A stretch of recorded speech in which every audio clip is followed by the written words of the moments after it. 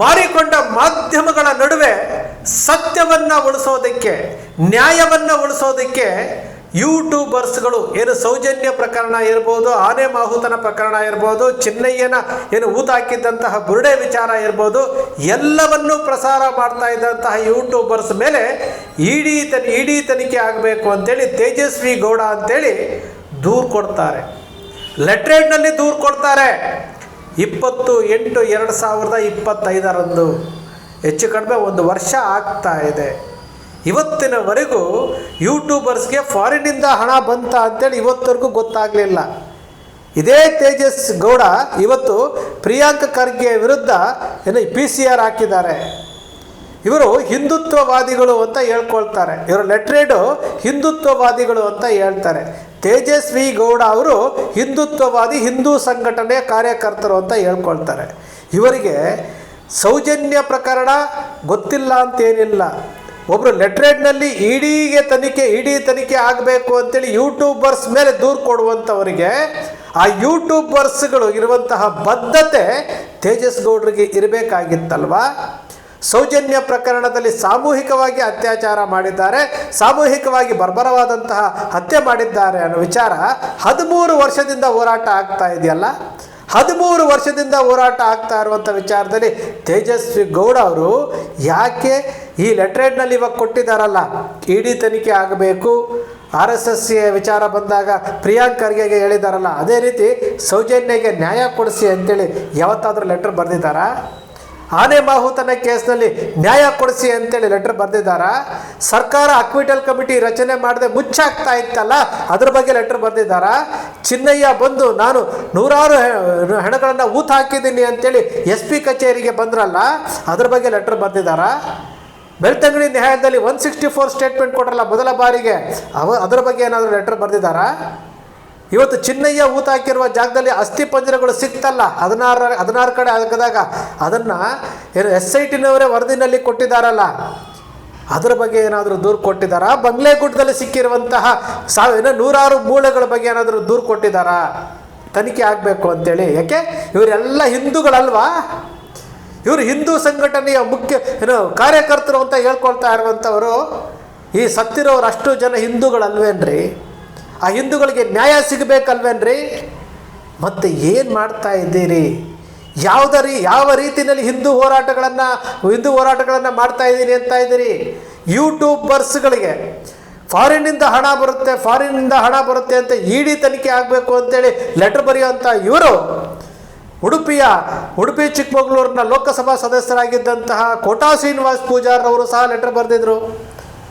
ಒಂದು ಹೆಜ್ಜೆ ಮುಂದೆ ಹೋಗಿ ಇವತ್ತೇನು ಕೇಸ್ನಲ್ಲಿ ಸಿಕ್ಕಿ ಒದ್ದಾಡ್ತಾ ಇದ್ದಾರಲ್ಲ ವಚನಾನಂದಗಳು, ಅವರು ಅಮಿತ್ ಶಾ ಅವ್ರನ್ನ ಭೇಟಿ ಮಾಡಿ ದೂರು ಕೊಟ್ಟಿದ್ರು. ಯಾಕೆ ಇವತ್ತಿನವರೆಗೂ ಯಾವ ತನಿಖೆ ಆಗಿಲ್ಲ? ಯಾವ್ಯಾವ ಯೂಟ್ಯೂಬರ್ಸ್ಗೆ ಫಾರಿನ್ನಿಂದ ಹಣ ಬಂದಿದೆ ಅಂತೇಳಿ ಯಾಕೆ ಯಾರು ಪ್ರಸಾರ ಮಾಡ್ತಾ ಇಲ್ಲ? ಯಾಕೆ ತನಿಖೆ ಆಗ್ತಾ ಇಲ್ಲ?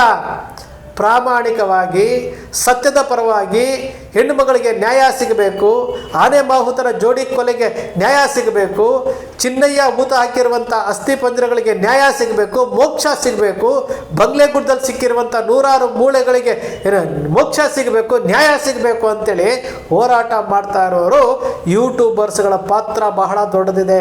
ಇಲ್ದ ಹೋಗಿದ್ರೆ ಯಾವತ್ತೂ ಸತ್ತೋಗ್ಬಿಡ್ತಾ ಇತ್ತು.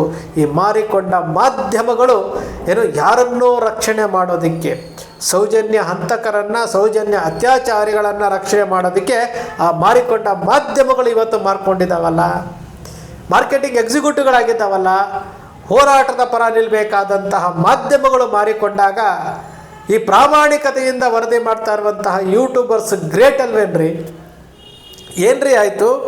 20/8/2025 ಇಡಿಗೆ ತನಿಖೆ ಮಾಡಿ ಅಂತ ಹೇಳ್ಬಿಟ್ಟು ದೂರು ಕೊಟ್ರಲ್ಲ ತೇಜಸ್ ಗೌಡ ಅವರು, ಏನಾಯಿತು? ಹೆಚ್ಚು ಕಡಿಮೆ 10 ತಿಂಗಳು ಆಗ್ತಾ ಇದೆಯಲ್ಲ, ಏನಾದರೂ ಬೆಳವಣಿಗೆ ಆಗಿದೆಯಾ? ಹಿಂದೂ ಹೋರಾಟ ಅಂತಂದರೆ, ಹಿಂದೂಗಳ ಸಂಘಟನೆ ಮಾಡ್ತೀವಿ ಅಂತಂದರೆ, ಹಿಂದೂ ಅಂದರೆ ಹಿಂದೂ ಅಷ್ಟೇ ಇರಬೇಕು. ಇಲ್ಲಿ ಹಿಂದೂಗಳ ಮೇಲೆ ಹಿಂದೂಗಳು ದೂರು ಕೊಡೋದಂತೆ, ಹಿಂದೂಗಳ ಮೇಲೆ ಅನ್ಯಾಯ ಆಗ್ತಾ ಇದ್ರೆ ಅದನ್ನು ಕೇಳೋದಿಲ್ವಂತೆ. ಒಬ್ಬ ಸಮೀರ್ ಬಂದು ವಿಡಿಯೋ ಮಾಡಿ ಜಾಗೃತಗೊಳಿಸಿದ ತಕ್ಷಣವೇ ಇವರು ಹಿಂದೂ ಮುಸ್ಲಿಂ ಅಂತ ಮಾಡ್ತಾರಂತೆ. ಯಾವ ಲೆಕ್ಕಾಚಾರ ರೀ? ಯಾವ ನ್ಯಾಯ ಇದು? ಶ್ರೀರಾಮಚಂದ್ರನ ಬಗ್ಗೆ ಮಾತನಾಡ್ತೀರಿ, ಏನು ಇದು ಕೇಸರಿ ಧ್ವಜವನ್ನು ಇಟ್ಕೊಂಡು ಮಾತನಾಡ್ತೀರಿ, ಒಬ್ಬ ಹಿಂದೂ ಹೋರಾಟಗಾರ ಅಂತೀರಿ. ಯಾವುದ್ರಿ ಸತ್ಯ? ಸತ್ಯ ಹೊರಗಡೆ ಬರಬೇಕಲ್ಲ. ಯಾರು ಅಪರಾಧ ಮಾಡಿರ್ತಾರೋ ಅವ್ರು ಹೊರಗಡೆ ಬರಬೇಕು. ಯಾರು ಅತ್ಯಾಚಾರ ಮಾಡಿದ್ದಾರೋ ಅವ್ರ ಮುಖವಾಡ ಬಯಲಾಗಬೇಕಲ್ವಾ? ಬಯಲಾಗಬೇಕಾಗಿತ್ತಲ್ಲ. ಯಾತಕ್ಕೆ ಹಿಂದೂ ಸಂಘಟನೆಗಳ ಹೆಸರುಗಳಿನಲ್ಲಿ ಹಿಂದೂಗಳ ರಕ್ಷಣೆಗೆ ನಿಂತ್ಕೋಬೇಕಾದಂತಹ ನೀವುಗಳು ಹಿಂದೂಗಳ ಮೇಲೆ ಇಡೀ ತನಿಖೆ ಅಂತೆ. ಯಾರ ರಕ್ಷಣೆಗೆ? ನಿಮಗೆ ನೀವೇ ಪ್ರಶ್ನೆ ಮಾಡಿಕೊಂಡ್ರೂ ಉತ್ತರ ಸಿಗಲ್ಲ ನಿಮಗೆ. ಮಹೇಶ್ ಶೆಟ್ಟಿ ತಿಮ್ರೋಡಿ ಅವರು ಹಿಂದೂ ಅಲ್ವಾ? ಹಿಂದೂ ಹೋರಾಟಗಾರರಲ್ವಾ? ಅವ್ರದ್ದು ಸಂಘಟನೆ ಇಲ್ವಾ? ಗಿರೀಶ್ ಮಟ್ಟಣ್ಣನವರು ಹಿಂದೂ ಹೋರಾಟಗಾರರಲ್ವಾ? ಕುಸುಮಾವತಿ ಅವರು ಹಿಂದೂ ಅಲ್ವಾ? ಅಜಯ್ ಅಂಚನ್ ಹಿಂದೂ ಅಲ್ವಾ? ಅಭಿಷೇಕ್ ಹಿಂದೂ ಅಲ್ವಾ? ಮೋಹಿತ್ ಅವರು ಹಿಂದೂ ಅಲ್ವಾ? ಸೌಜನ್ಯ ಹಿಂದೂ ಅಲ್ವಾ? ಯಾರ ರಕ್ಷಣೆಗೆ? ಸಮೀರ್ ವಿಡಿಯೋ ಮಾಡಿದ ತಕ್ಷಣ ಹಿಂದೂ ಮುಸ್ಲಿಂ ಅಂತ ಎತ್ಕಟ್ತೀರಲ್ಲ, ಅವರು ಸಮೀರು ಇವತ್ತು ವಿಡಿಯೋ ಮಾಡಿ ಸತ್ಯವನ್ನು ಹೊರಗಡೆ ಹಾಕಿದ್ದಕ್ಕೆ ಸಂಚಲನ ಮೂಡಿದ್ದು. ಇವತ್ತು SIT ರಚನೆ ಆಗಿದ್ದು ಅದೇ ವಿಚಾರಕ್ಕೆ. SIT ರಚನೆ ಆಗಿದೆ, SIT ತನಿಖೆ ನಡೀತಾ ಇದೆ. ಬಂಗ್ಲೆಗೂಡದಲ್ಲಿ 100 ಅಸ್ಥಿಪಂಜರಗಳು ಸಿಕ್ಕಿದ್ದಾವೆ, ಮೂಳೆಗಳು ಸಿಕ್ಕಿದ್ದಾವೆ, ಹೊರಗಡೆ ಬರುತ್ತೆ. ಇಲ್ಲಿ ಚಿನ್ನಯ್ಯ ಬಂದು ಫಸ್ಟು ಎಲ್ಲ ಮಾಡಿದ್ದೀನಿ ಅಂತೇಳಿ ಉಲ್ಟಾ ಹೊಡೆಯುವಂತಹ ಚಿನ್ನಯ್ಯ ಇವತ್ತು ರಿಟ್ ಪಿಟಿಷನ್ ಹಾಕ್ತಾರೆ. ರಿಟ್ ಪಿಟಿಷನಲ್ಲಿ 200 ಕೋಟಿ ರೂಪಾಯಿ ಷಡ್ಯಂತ್ರ ಅಂತ ಹೇಳ್ತಾರೆ. ಇವತ್ತು ರಮಾ ನಾಗರಾಜ್ ಅಂತ ಒಬ್ಬ ಹಿಂದೂ ಹೆಣ್ಣು ಮಗಳ ಮೇಲೆ ಏನು ಆರೋಪವನ್ನು ಹೊರಿಸ್ತಾರೆ. ರಮಾ ನಾಗರಾಜ್ ಅವರು ಇವತ್ತು ಹೈಕೋರ್ಟ್ಗೆ ಅವರು ರಿಟ್ ಪಿಟಿಷನಲ್ಲಿ ನನ್ನನ್ನು ಪಾರ್ಟಿ ಮಾಡಿ ಅಂತ ಸಲ್ಲಿಸಿದಾರಲ್ವಾ? ಮಾತಾಡಬೇಕಲ್ಲ. ನಾವು ಏನೋ ಮಾಡಿಬಿಡ್ತೀವಿ. ನಾವು ಹಿಂದೂ ಹೋರಾಟಗಾರರು ಎಲ್ಲರೂ ಸಹ ತಿಳ್ಕೊಳ್ಬೇಕಾಗತ್ತೆ. ಹಿಂದೂ ಅನ್ನೋ ಅಕ್ಷರ ಅಖಂಡ ಭಾರತದಲ್ಲಿ ಎಲ್ಲರೂ ಎಲ್ಲೆಲ್ಲಿ ಹಿಂದೂಗಳಿದ್ದಾರೋ ಎಲ್ಲರೂ ನಾವೆಲ್ಲ ಒಂದೇ ಅಂತ ಹೋಗ್ತಿರಲ್ಲ ನೀವು.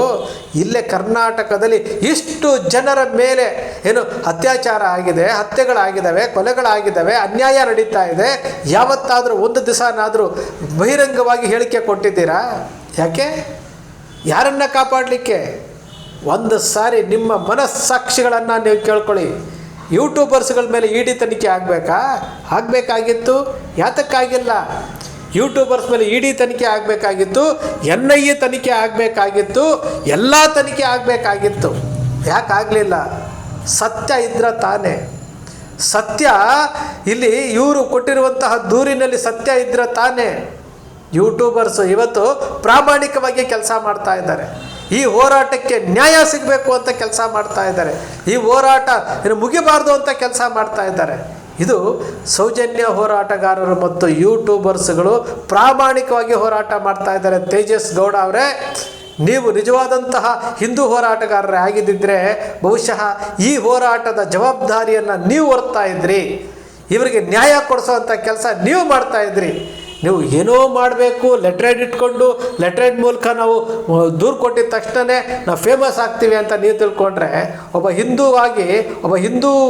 ಹೆಣ್ಣು ಮಗಳಿಗೆ ಅನ್ಯಾಯ ಆಗಿದೆ, ಹಿಂದೂ ಹೆಣ್ಣು ಮಕ್ಕಳಿಗೆ ಅನ್ಯಾಯ ಆಗಿದೆ, ಹಿಂದೂಗಳಿಗೆ ಏನು ಜೀವ ಹೋಗಿದೆ, ಅವ್ರಿಗೆ ನ್ಯಾಯ ಸಿಗಬೇಕು ಅಂತ ಹೋರಾಟ ಮಾಡ್ತಾ ಇರುವಂತಹ ಬಹಳಷ್ಟು ಪ್ರಾಮಾಣಿಕ ಯೂಟ್ಯೂಬರ್ಸ್ಗಳಾಗಿರ್ಬೋದು, ಹೋರಾಟಗಾರರಾಗಿರ್ಬೋದು, ಅವರು ನಿಜಕ್ಕೂ ಗ್ರೇಟ್